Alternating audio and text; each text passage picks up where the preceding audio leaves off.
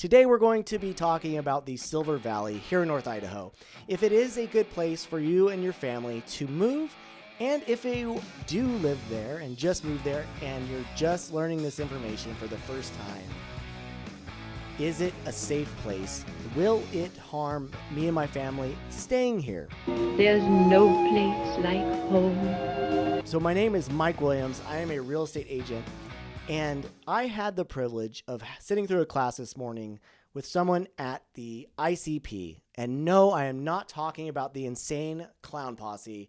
ICP, Insane Clown Posse, yo. But it is the Institutional Control Program, and that was developed after the EPA in 1982 or 83, I believe, declared the Silver Valley and Bunker Hill a Superfund Site, meaning due to extreme levels of lead and arsenic and other heavy metal contaminations in the soil and in that river basin, they declared it extremely unsafe. This is not a safe space for me.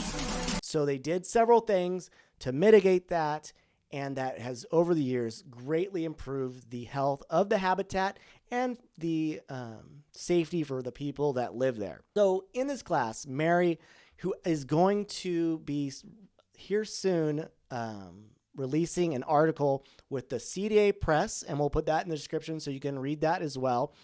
So we know in the 1800s and the 1880s, there was a gold rush.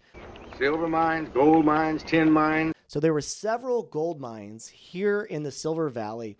And when the gold was being processed and when the silver was being, when they were trying to find that, the tailings were highly contaminated with lead. We have one of the highest lead concentrations anywhere in the country. And those contaminated tailings were used not only in building sites and building materials, but it was released into the rivers, into the streams, which made its way all the way into Coeur d'Alene Lake. Poison. In addition to the tailings and all that contamination, the smelting of these precious metals was extremely toxic. And it led to acid rain, which you would look at old photos and the hills would be barren. There was terrible health consequences of people in the Silver Valley, which can lead to fatigue, memory loss, cardiovascular issues, and fertility issues in women. And being that the children and the elderly being the most vulnerable for this lead poisoning. So the Superfund, Bunker Hill Superfund came in, took soil samples, and in places that people lived, they removed the soil at a certain depth. Anything that was over, I believe it was 1,000 parts per million, they removed it and brought in fresh, clean soil.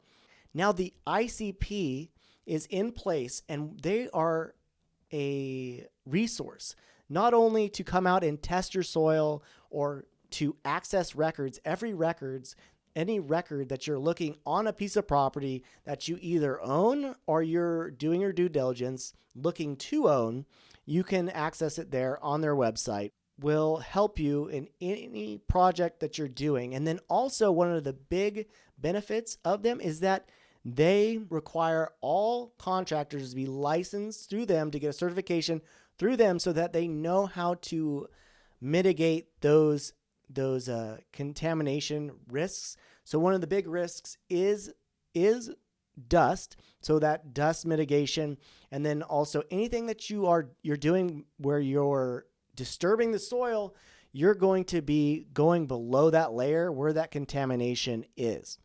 Now, since this is started and since 1983 and the Superfund cleanup site, lead levels have drastically dropped in the population. And then in terms of the wildlife, the habitats have continued to be improved upon, cleaned up, but there's still continual contamination because every time there is a flood season, anytime there is runoff, you're going to have fresh lead contamination that flows down the Coeur d'Alene River, down all those creeks and drainages So keep that in mind when you're out having fun on the river, rafting, tubing, or sitting there on the sandbar. Know that there could be lead contamination, so that if you have kids, you don't want them dropping things, putting it in their mouth, because that's where a lot of the contamination has to be ingested. And then also the wildlife. There's a lot of waterfowl in that area, in the Coeur d'Alene Basin, and last year, the year before, over 400 swans were found dead.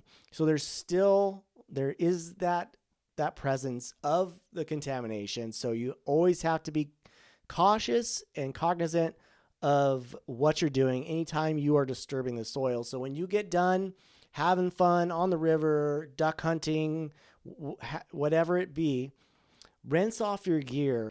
And then if you have dust on your clothes, or there's stories of miners that the dust on their clothing is highly contaminated with lead.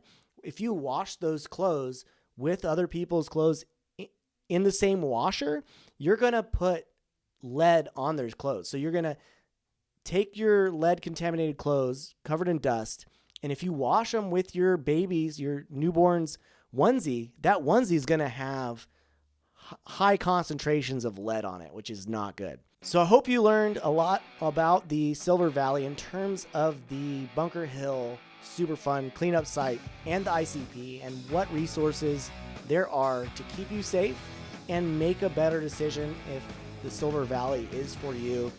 Now, the Silver Valley is, in my opinion, a wonderful place to live. It is a lot slower paced than other areas here around Coeur d'Alene, especially Coeur d'Alene itself. The population is very small, and it is a close-knit community. Big into the outdoors and recreation, several ski areas nearby, and then there's downhill mountain biking, hunting, fishing. It is an outdoorsman, outdoorswoman paradise. So, not trying to discourage anyone from living in the Silver Valley, but when you do decide or thinking about moving here, these are some things you should seriously take into consideration. So thanks for watching. Stay tuned for more information on everything Coeur d'Alene and surrounding areas. Thank you. Bye.